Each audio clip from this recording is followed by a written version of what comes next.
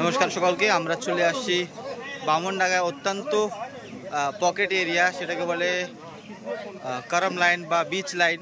এখানে এখনও পর্যন্ত কোনো রকমের ত্রাণ বিলি হয়নি, এত দূর এখন পৌঁছায়নি। এটা খুবই পকেট এরিয়া, দুর্গম রাস্তা।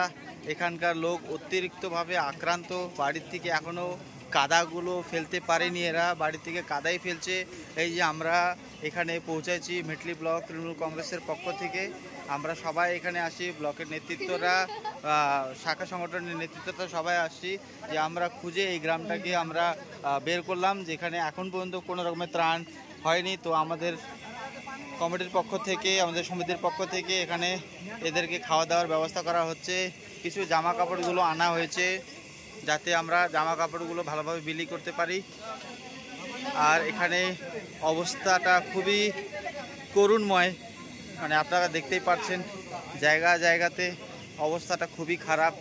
আমরা দেখেছি এখানে এত পকেট এরিয়া যেখানে এখন পর্যন্ত ত্রাণ বিলি হয়নি, বা বলতে পারেন ত্রাণ জিনিসপত্র পৌঁছানো খুব মুশকিলও আছে, কারণ হচ্ছে এটা অত্যন্ত পকেট এরিয়া যেখানে পর্যন্ত এখন পর্যন্ত লোকগুলো আসতে পারছে না, ত্রাণগুলো রাস্তাতেই শেষ হয়ে যাচ্ছে।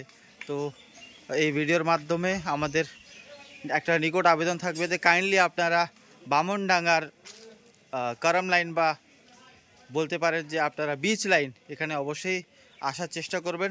এখানে ত্রাণের খুব প্রয়োজন।